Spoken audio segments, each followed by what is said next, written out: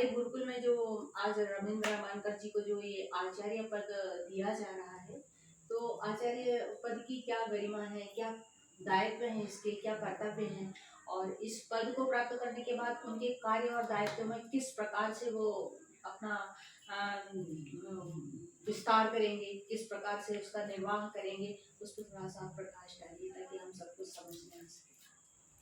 बहुत बहुत सुंदर है शारदा देवी। क्या है विद्या? महाविद्या, क्षुद्र विद्या, आध्यात्मिक विद्या, वैदिक विद्या, तांत्रिक विद्या। शास्त्री ही अनंत है। अनंत शास्त्रम बहुलाश्च विद्या अल्पश्च कालो बहुविघ्नता च। शास्त्री अनंत है और उसमें विद्या तो और महा अनंत है। इसलिए जीवन हमारा छोटा है, क्योंकि ये सबका अध्ययन और निधिध्यासन सतयुग, त्रेता और द्वापर तक संभव था। क्योंकि सतयुग में 1,00,000 वर्ष की आयु होती है और त्रेता युग में 11,000 वर्ष की, द्वापर युग में 1,000 वर्ष की आयु निश्चित की गई है। कलयुग में केवल 120 वर्ष की आयु है। तो अल्पश्च काल, तो समय हमको थोड़ा सा मिला है और इसमें नाना प्रकार के विघ्न हैं। इसलिए उद्यान पीठ, जालंधर पीठ, कामाख्या पीठ, ऐसे 6 पीठ हैं। तो एक विद्या को सिद्ध करने के लिए यदि तुम नाना पुराण निगमागम को पढ़ोगे तो बहक जाओगे। माने ऐसे बहकोगे कि एक बड़े भयानक वीरान जंगल में एक पगडंडी मिली हमको। अब वो पगडंडी पूर्व दिशा में जा रही कि पश्चिम दिशा में जा रही है, कि उत्तर में जा रही कि दक्षिण में जा रही है। कोटि जन्म का पंथ था पल में दिया लखा। यदि गुरु कृपा हो गई तो करोड़ों जन्म का मार्ग जब आपको मिलने वाला था वो एक पल में हो जाता है। इसलिए हमारे संतों ने कहा है कि बिगड़ी जन्म अनेक की अभी सुधरे आज, और हो ही राम को नाम जप तुलसी तज कुसमाज। दुष्टों का संग, कुमार्ग को त्याग करके और सत्पुरुषों का संग करके, सदगुरुओं का सानिध्य प्राप्त करके, उनसे सच्चे मार्ग को लेकर के जो आगे मिला है, ये तो राम भक्ति तो ऐसी आदि उपाधि नहीं भी मिले, ये इसको उपाधि की भी जरूरत नहीं, क्योंकि राम भगति निरुपम निरुपाधि और बसहि जास उर सदा अबाधि। ये उपाधि रहित है, उपमा रहित है, और जिसके हृदय में बस जाते हैं तो उसका सर्व उपाधि अपने आप मिल जाती है। तो मानकर जी के आज मैं देख रहा हूं 2-3 वर्ष से कि प्रचार प्रसार, धर्म प्रचार प्रसार मंच के द्वारा विश्व में उन्होंने तहलका मचा दिया है, जन जन सोए हुए प्राणी को जगा दिया है। इसीलिए हमारे विचार से, आश्रम की ओर से उनको आचार्य का पद दिया है। तो ये जो महाविद्या है, तो जैसे ब्रह्म उपासित, नारायण उपासित, रुद्र उपासित, ऐसे कई उपासित हैं, कई ऋषियों की उपाधि। जितने, जैसे कि एक बीमारी और अभी सिवनी में हजारों लाखों डॉक्टर हैं और हजारों दुकान भी हैं। तो जिस डॉक्टर के पास में जाओगे तो आयुर्वेदिक, एलोपैथिक, यूनानी, biochemistry, chemistry, pathology, diagnosis and combination therapy, ऐसे कई, जितने डॉक्टरों के पास में जाओगे उतनी प्रकार की अलग अलग दवाई लिखेंगे। इसी प्रकार जिस पुराण में जाओगे वो अलग अलग मार्ग बताएंगे, और जितने गुरुओं के पास में जाओगे आज वो अलग अलग मार्ग बताएंगे। जो रामायण में लिखा रामायण की बताएंगे, भागवत में लिखा भागवत की लिखाएंगे, अष्टादश पुराण 4 वेदों में लिखा है वो उसकी बात बताएंगे। लेकिन ये विद्या आध्यात्मिक ऐसी है, इनको वेद और पुराणों की जरूरत नहीं होती, इसको प्रमाण देने की जरूरत नहीं होती। आज से करोड़ों वर्ष पहले हमारे ऋषि मुनियों ने रिसर्च करके और बिल्कुल लिख दिया है कि इस मार्ग में जो आया है, भगवान कृष्ण ने भी कहा है, यामिमाम पश्चिताम प्रवदंत विपश्चिताः वेदवादरतः पार्थ नान्यदस्तिवादिनः। हे अर्जुन, ये वेद और पुराण, इनमें वाद और विवाद है, इनसे ऊपर उठ। ये केवल सांसारिक सुख को प्राप्त करने की साधना बताएंगे और केवल स्वर्ग की ही व्याख्या करेंगे। लेकिन तेज भक्तवा स्वर्ग लोक विशालम, और पुण्य के प्रभाव से स्वर्ग जाओगे, क्षण पुण्यमृत लोक विशंति। लेकिन यह अध्यात्म ज्ञान ऐसा है कि तात स्वर्ग अपवर्ग सुख, सात स्वर्ग में भी जो सुख नहीं है, तात स्वर्ग अपवर्ग सुख धैर्य तुला एक अंग, और तूले न ताहि सकल मिली जो सुख लाभ सत्संग।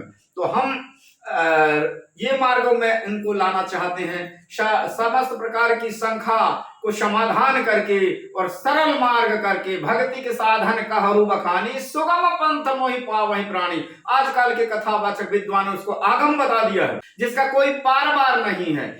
लेकिन भक्ति का साधन इतना सरल है, यदि कोई सदगुरु की कृपा हो जाए तो कोटि जन्म का पंथ था पल में दिया लिखा है। तो कई ऋषियों के मार्ग हैं, सबके रास्ते अलग हैं। सिवनी आने के लिए चारों तरफ देख लिए हजारों लाखों मार्ग हैं, तो पगडंडी से लेकर के तो नेशनल हाईवे तक। अब किस मार्ग से जाना है, तो ये हमारा जो अध्यात्म मार्ग है, सब मार्गों को अवरुद्ध करके सीधा सत्य का मार्ग है। हमारे अध्यात्म हमारे मन मंदिर में बसा हुआ भगवान सबके मन मंदिर में, तो हमारे मन मंदिर में हम ढूंढ रहे हैं मस्जिद मंदिर और गुरुद्वारे में बजा, जबकि हमारे संतों ने सूफी संतों ने कहा है बजा घंटी न जा मंदिर, न मस्जिद में सदा करना, न मत्था टेक गुरुद्वारे, न गिरजा में दुआ करना। सभी इंसान को के दिल को मंदिर और मस्जिद बना लेना, यही पूजा है सुख के फूल हर दिल पर चढ़ा देना। यही सीखा है सागरे हमने मस्त के कदम को छूकर, माने गुरुओं के चरण को छूकर। खुदा से हो अगर मिलना पता खुद का लगा लेना।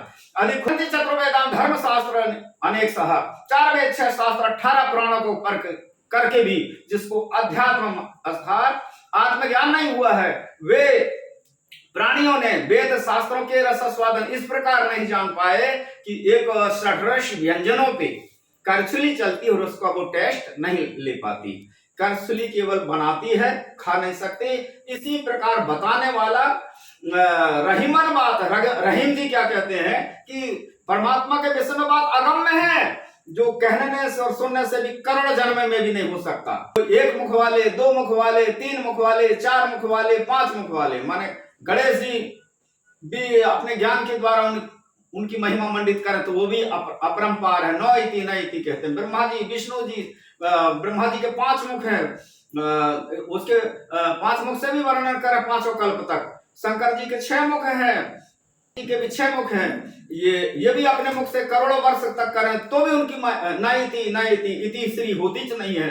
इन्हें गिने मुख वालों की बात छोड़ो। शेष जी 1000 मुख हैं उनके, 1000 मुख से भी यदि हजारों करोड़ों वर्ष तक के यदि वो वर्णन करें तो पारावार पार नहीं पा सकते।